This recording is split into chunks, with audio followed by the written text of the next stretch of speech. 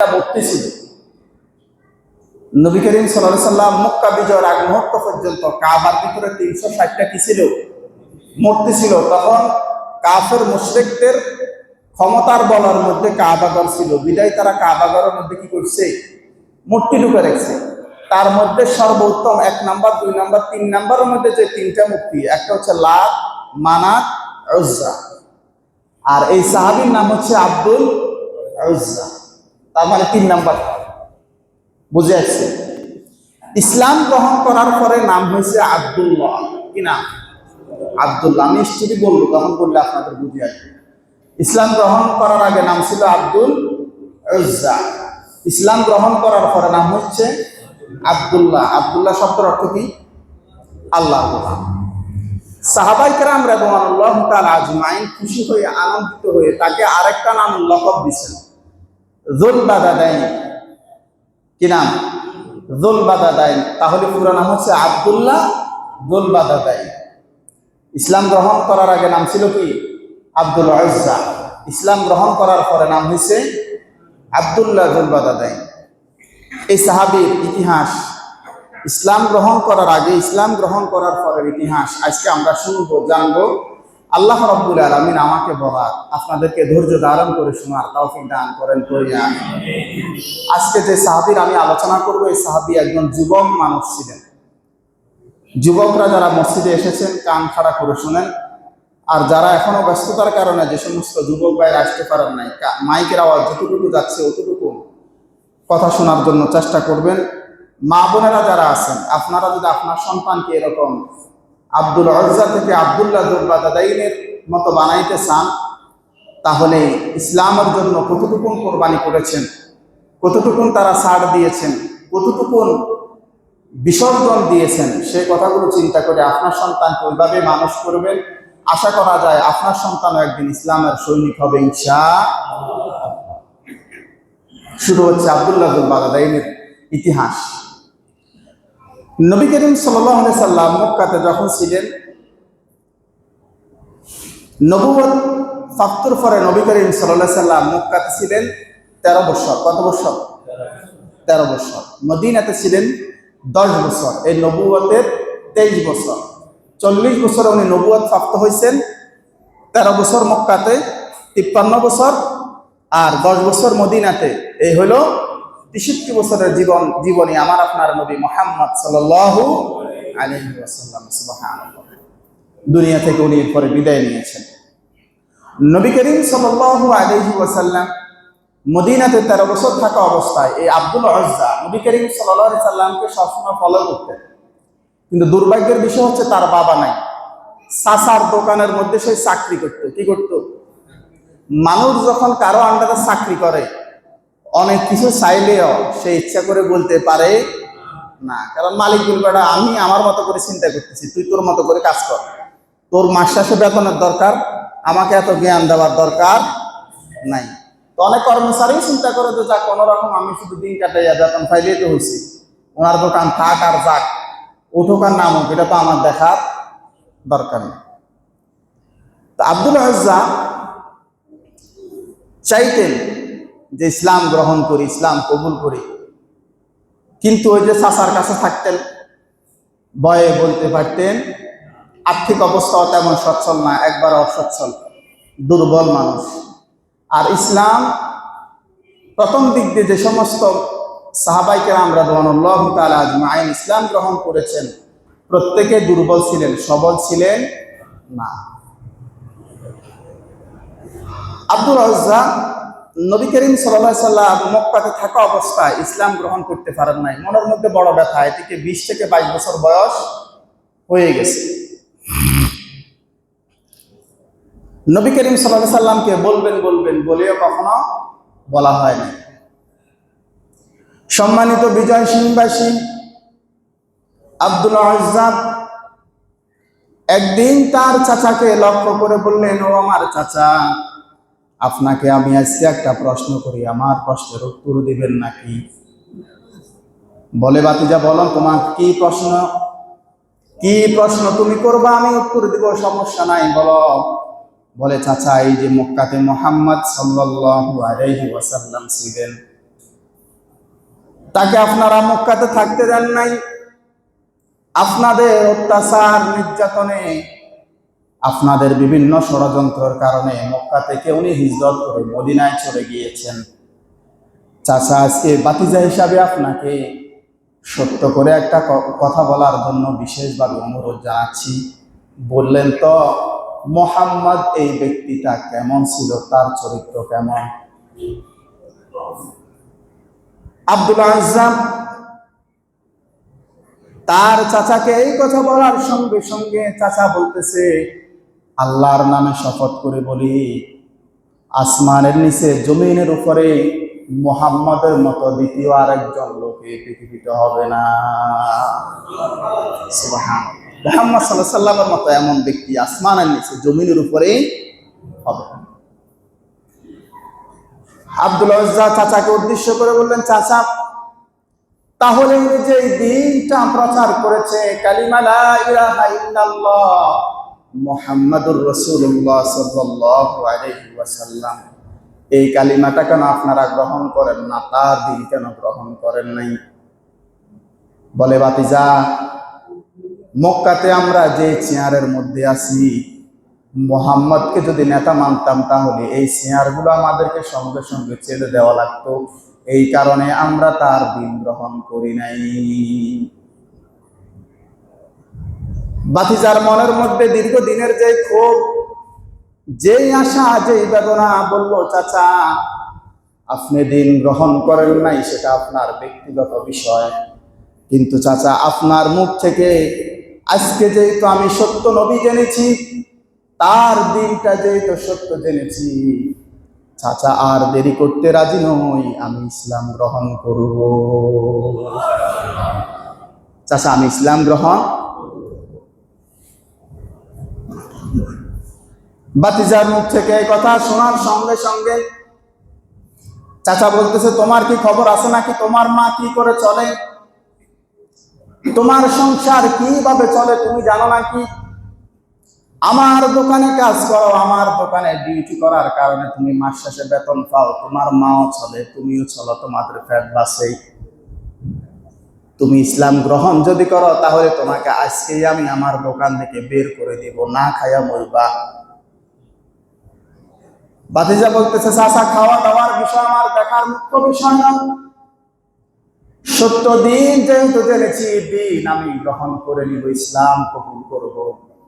এতে আমার পেটে ভাত আসবে কি আসবে না, এটার ফয়সালা যিনি করবেন তিনি কে?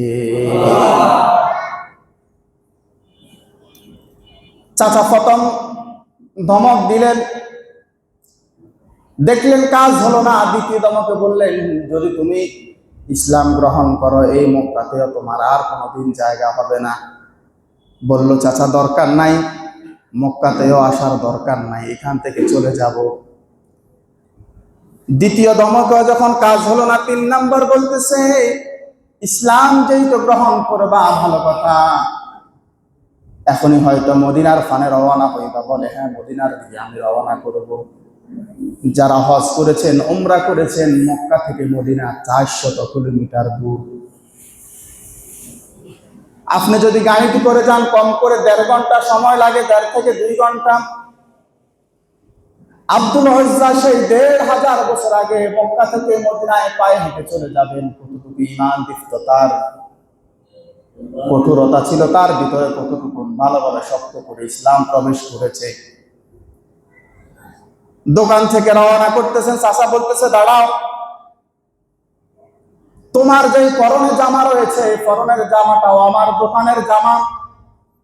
সঙ্গে সঙ্গে গায়ের জামাটা নিজের গায়ে থেকে খুলে চাচার কাছে মেরে দিলেন, আপনার জামা আপনি নিয়ে নেন।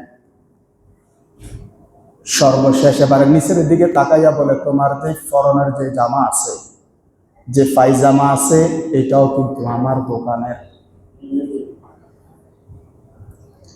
আমার যুবক ভাইয়েরা, 20 থেকে 22 বছরের একটা যুবকের যদি পায়জামা বা লুঙ্গি খুলে ফেলা হয়, কি অবস্থা হবে তার?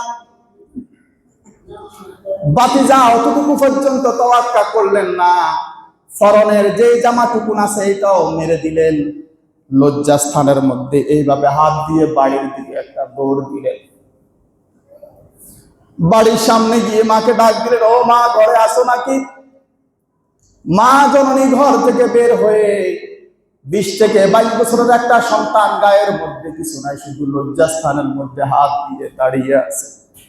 বলে, বাবা, তোমার এই অবস্থা কে করেছে? বলে, মা, ইসলাম গ্রহণ করবো এই কারণে আমার চাচা আমার জামা পর্যন্ত খুলে নিয়েছে।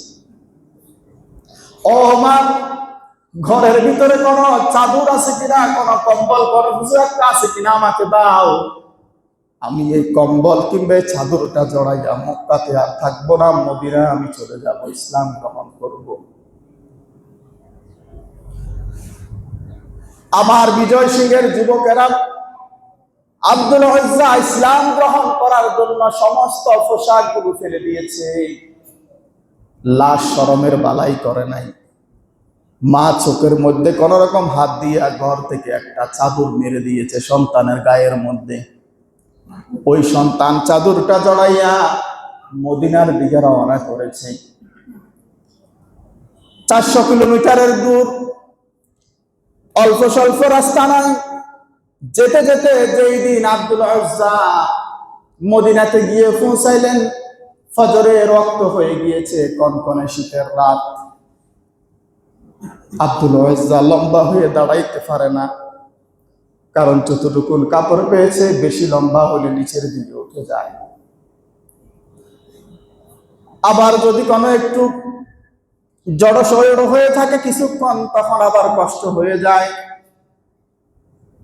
ফজরের আগ মুহূর্ত মসজিদের নববীতের বারান্দার পাশে দিয়ে দরজায় নবী করিম সাল্লাল্লাহু আলাইহি সাল্লাম যে দরজা দিয়ে প্রবেশ করবেন ওই দরজার পাশে বসা। নবী করিম সাল্লাল্লাহু আলাইহি সাল্লাম ফজরের ওয়াক্ত হয়ে গিয়েছে। বেলাল রাদিয়াল্লাহু তাআলা আনহু মসজিদে নববীতে আযান দিয়েছে, as-সালাতু খায়রুম মিনান নাওম, as-সালাতু খায়রুম মিনান নাওম। মদিনার মসজিদের মিনার থেকে যখন ডাক আসলো, নবী করিম সাল্লাল্লাহু আলাইহি সাল্লাম মসজিদে নববীতে প্রবেশ করলেন। ঢুকতে হাতের ডান পাশে দেখতেছেন এই লোকটাকে বড্ড চিনা চিনা মনে হয়। দেখে চিনে ফেললেন যে এটা আব্দুল উজ্জা, মক্কার লোক। নামাজে রক্ত হয়ে যায়। নবী করিম সাল্লাল্লাহু আলাইহি সাল্লাম ফজরের নামাজের মধ্যে দাঁড়িয়ে গিয়েছেন। নামাজ শেষ করলেন, শেষ করে আব্দুল উজ্জার কাছে দাঁড়িয়ে গেলেন, গিয়ে বললেন, ও আব্দুল উজ্জা, তুমি তো তোমার চাচার দোকানে চাকরি করতা, তোমার জামা কাপড় কই? বলে, ইয়া রাসূলুল্লাহ, ইয়া হাবিবাল্লাহ, নবী হে, বড় দেরি করে ফেলেছি। আপনাকে মনে বড্ড ভালোবাসতাম, ইসলামকেও ভালোবাসতাম। চাচার দোকানে চাকরি করার কারণে কোনোদিন সাহস করে বলতে পারি নাই, কিন্তু যেই দিন সাহস করে চাচাকে কথা বললাম, আমার চাচা দোকান থেকে বের করে দিয়েছে। শুধু বের করে দেয় নাই, যে জামা কাপড়গুলো ছিল ওই জামা কাপড়গুলো পর্যন্ত খুলে নিয়েছে। আমি আমার মায়ের থেকে কোন রকম একটা চাদর নিয়ে ওই চাদর পেঁচিয়ে কনকনে শীতের মধ্যে মদিনায় চলে এসেছি। ওগো নবী, অনেক দেরি হয়ে গিয়েছে, আপনি আমাকে কালিমা গ্রহণ করিয়ে দেন। আশহাদু আল্লা ইলাহা ইল্লাল্লাহ ওয়া আশহাদু আন্না মুহাম্মাদান আবদুহু ওয়া রাসূলুহু। আব্দুল উজ্জা ইসলাম গ্রহণ করলেন। নবী করিম সাল্লাল্লাহু আলাইহি ওয়াসাল্লাম বললেন, ও আব্দুল উজ্জা, আজকে থেকে তোমার নাম আব্দুল উজ্জা নয়, আমি মুহাম্মদ সাল্লাল্লাহু আলাইহি ওয়াসাল্লাম তোমার নাম রেখে দিলাম আব্দুল্লাহ। আল্লাহর নিকট সবচাইতে বেশি দুইটা প্রিয় নাম, একটা হচ্ছে আব্দুল্লাহ আর একটা হচ্ছে আব্দুর রহমান। নাম পরিবর্তন হয়ে গেল। আব্দুল উজ্জা থেকে আব্দুল্লাহ, আল্লাহর গোলাম হিসেবে আল্লাহ যেন কবুল করেন। নবী করিম সাল্লাল্লাহু আলাইহি ওয়াসাল্লাম দোয়া করলেন। সাহাবায়ে কেরাম এই নামের সাথে আরেকটা নাম লাগাই দিলেন, আব্দুল্লাহ যুল বাদাদাইন।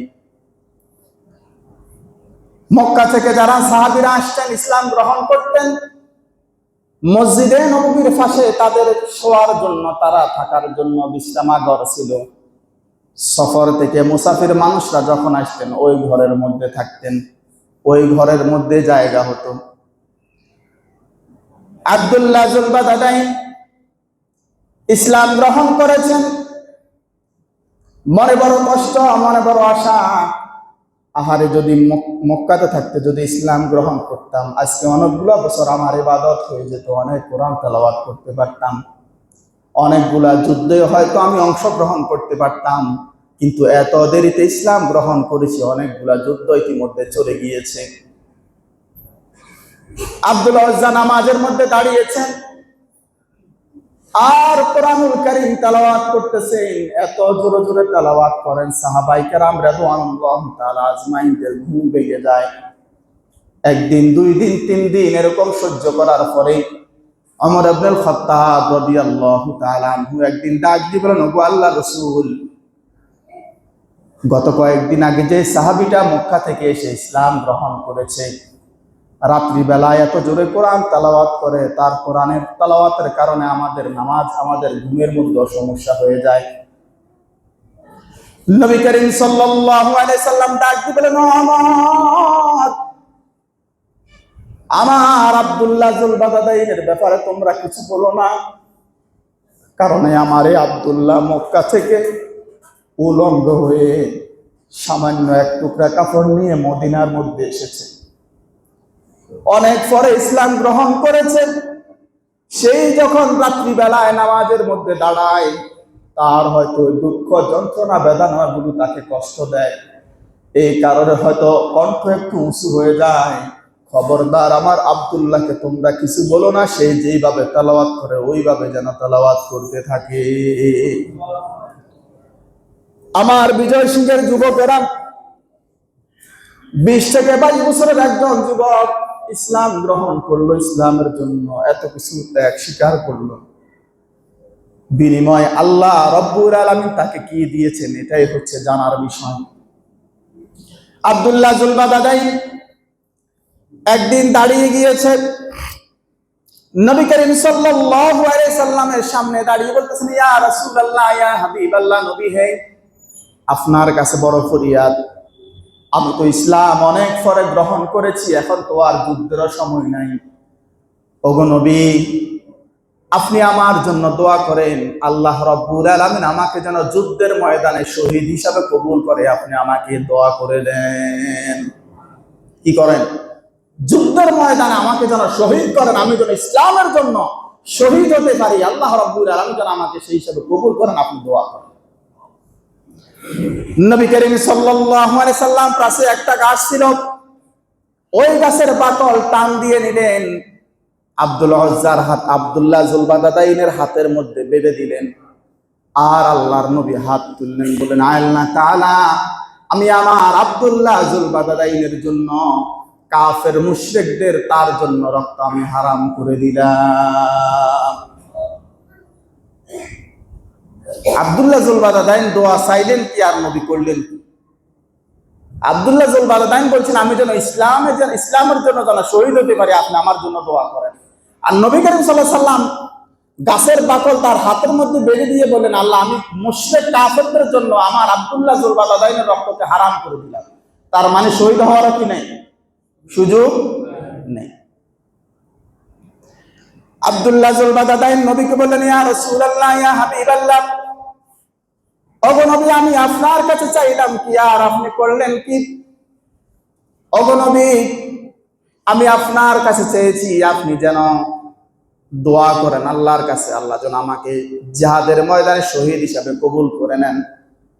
কিন্তু আপনি তো কাফের মুশরিকদের জন্য আমার জন্য রক্ত হারাম করে দিলেন। নবী করিম সাল্লাল্লাহু আলাইহি সাল্লাম আব্দুল্লাহ যুল বাদাদাইনের হাত ধরে বললেন, আব্দুল্লাহ যুল বাদাদাইন, টেনশন করো না, হতাশ হইও না, আমি নবী বলতেছি, তুমি যদি শুয়ে শুয়ে জ্বরে যদি মারা যাও, তাহলে যিনি তোমাকে শহীদের মর্যাদা দিয়ে দিবেন তিনি কে? তুমি যদি ঘরের মধ্যে শুয়ে শুয়ে জ্বরে আক্রান্ত হয়ে যদি মৃত্যুবরণ করস, যুদ্ধের ময়দানে জিহাদ করে শহীদ হলে যে মর্যাদা আল্লাহ রাব্বুল আলামিন এই সমমর্যাদা তোমাকে দিয়ে দিবেন। সুবহানাল্লাহ। কিছুদিনের মধ্যেই ইসলামের শেষ যুদ্ধ, তাবুকের যুদ্ধের দামামা বেজে গেল। অনেক বড় কাফেলা নিয়ে নবী করিম সাল্লাল্লাহু আলাইহি সাল্লাম তাবুকের দিকে রওনা করলেন।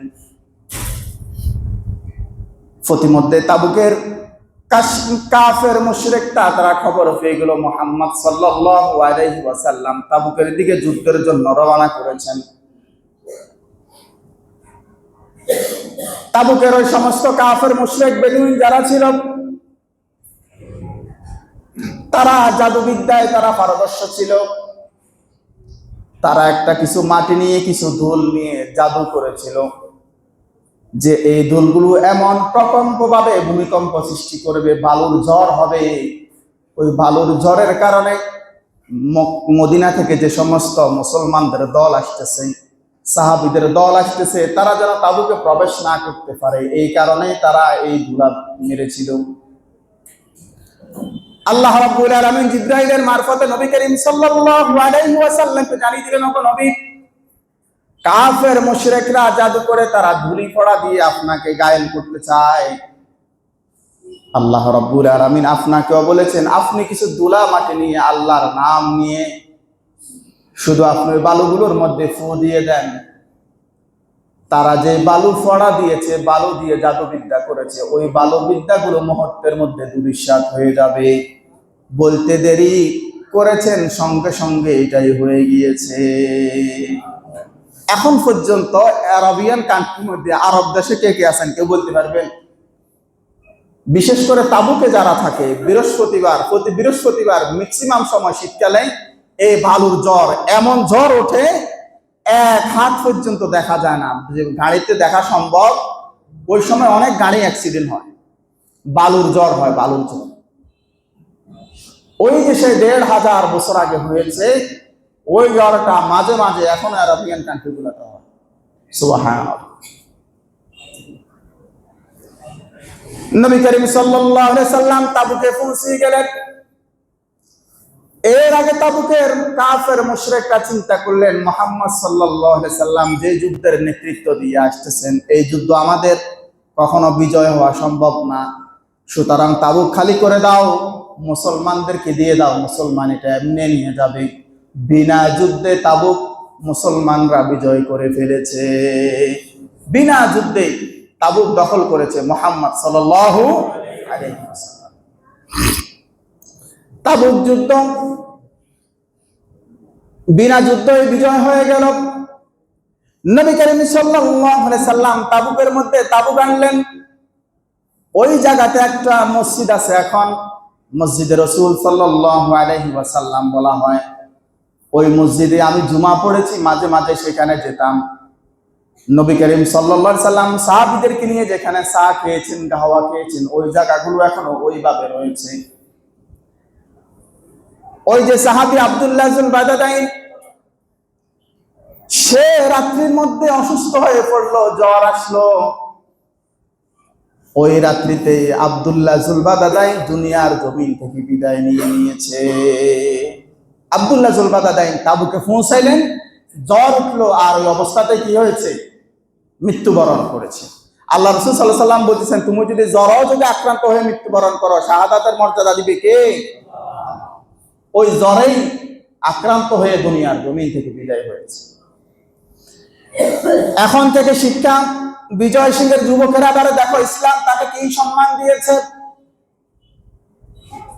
ইসলামের প্রথম দিকে ইসলাম গ্রহণ করেন নাই, শেষের দিকে একেবারে এসে ইসলাম গ্রহণ করেছেন। সামান্য কিছুদিন দুনিয়ার জমিনে বেঁচে ছিল, কিন্তু আল্লাহ রাব্বুল আলামিন তার ইসলাম গ্রহণ করাকে এত পছন্দ করেছেন, এত কবুল করে নিয়েছেন। জগৎ বিখ্যাত লোকগুলো তার জানাজার মধ্যে ছিল। যেই সমস্ত মানুষগুলো তার খাটিয়ে ধরেছে, এই মানুষগুলো সাধারণ মানুষ নয়, অসাধারণ মানুষ ছিল। আব্দুল্লাহ জুলবাদাদাইনের দাফনের কাজ সম্পূর্ণ হয়ে যাবে, কবর খোঁড়া হয়েছে। নবী করিম সাল্লাল্লাহু আলাইহি সাল্লাম জানাজা পড়িয়ে দিলেন। জানাজা পড়ার সঙ্গে সঙ্গে আব্দুল্লাহ ইবনে মাসউদ রাদিয়াল্লাহু তাআলা আনহু দাঁড়িয়ে রয়েছেন। রাত্রিবেলা একটু আলো নিয়ে দাঁড়িয়ে আছেন। আব্দুল্লাহ জুলবাদাদাইন রাদিয়াল্লাহু তাআলা আনহুকে যারা নিয়ে আসতেছেন, একজন হচ্ছে খলিফাতুল মুসলিমিন ওমর ইবনে খাত্তাব রাদিয়াল্লাহু তাআলা আনহু, আর একজন হলেন আবু বকর সিদ্দিক রাদিয়াল্লাহু তাআলা আনহু, এরকম সেরা সেরা মানুষগুলো খাটিয়া ধরে তাকে কবরের দিকে নিয়ে আসতেছে। আব্দুল্লাহ ইবনে মাসউদ রাদিয়াল্লাহু তাআলা আনহু পাশে দাঁড়িয়ে দাঁড়িয়ে আফসোস করেন, আরে আব্দুল্লাহ জুলবাদাদাইন, যে মানুষগুলো তোমার খাটিয়া ধরেছে, যেই মানুষটা তোমার নামাজের জানাজা পড়িয়েছে, ওই খাটিয়ার মধ্যে যদি আমি থাকতাম, আমার মতো সৌভাগ্যবান ব্যক্তি আর কেউ হতো না। আব্দুল্লাহ জুলবাদাদাইন তার লাশকে নিয়ে আসা হলো। কবরের মধ্যে আবু বকর সিদ্দিক রাদিয়াল্লাহু তাআলা আনহু, ওমর ইবনুল খাত্তাব রাদিয়াল্লাহু তাআলা আনহু নামলেন। দুজনে হাতে ধরে কবরস্থ করলেন। নবী করিম সাল্লাল্লাহু আলাইহি সাল্লাম কবরের মাঝে দাঁড়িয়ে এবার বলতেছেন, আয় আল্লাহ তাআলা, আমার আব্দুল্লাহ জুলবাদাদাইনকে দাফন করার আগ মুহূর্ত পর্যন্ত, এখন পর্যন্ত আমি তার উপরে সন্তুষ্ট আছি। ও আল্লাহ, আপনিও আমার আব্দুল্লাহ জুলবাদাদাইনের উপরে সন্তুষ্ট হয়ে যান। আব্দুল্লাহ ইবনে মাসউদ রাদিয়াল্লাহু তাআলা আনহু পাশে দাঁড়িয়ে দাঁড়িয়ে কান্না করতেছেন, আরে এই লাশটা যদি আজকে আমি হয়ে যেতাম, আবু বকর সিদ্দিক, ওমর ইবনুল খাত্তাব রাদিয়াল্লাহু তাআলা আনহু আমার লাশ কবরের মধ্যে রাখতেন। আর আল্লাহ রাসূল এইভাবে দোয়া করতেন, আব্দুল্লাহ জুলবাদাদাইন যদি না হয়ে ওই জায়গার মধ্যে আমি আব্দুল্লাহ মাসউদ হতাম, তাহলে আমার মতো সৌভাগ্যবান আর কেউ হতো না। সুবহানাল্লাহ। ইসলাম গ্রহণ করেছেন আব্দুল উজ্জা, হলেন আব্দুল্লাহ জুলবাদাদাইন। অল্প কিছুদিন দুনিয়াতে বেঁচে ছিলেন।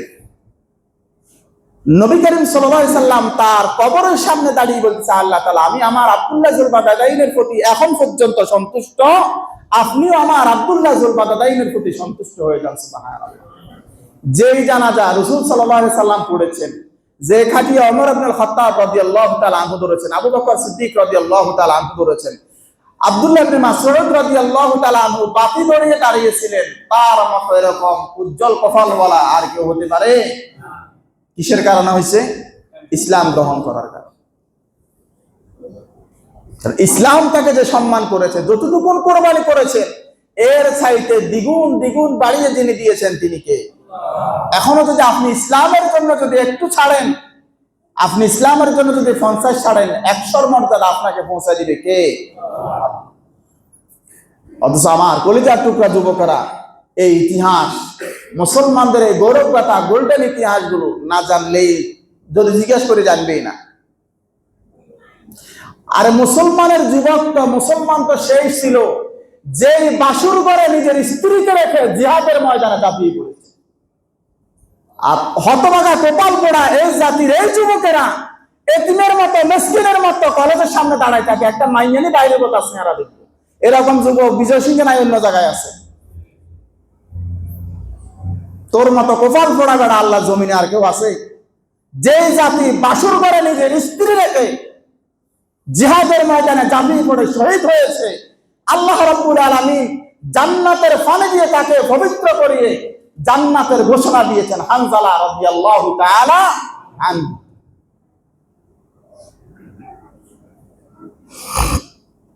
আর সেই মুসলমানের, সেই ইতিহাসের, সেই জাতি, সেই মুসলমানের যুবকেরা কলেজ ইউনিভার্সিটির সামনে মিসকিনের মতো ফুল একটা নিয়ে দাঁড়ায় থাকে। মাইয়ারা প্রপোজ করবো, মাইয়ানি কোন রকম একটু গ্রহণ করে। তোর কোফালে বেটা লাথি বেড়া।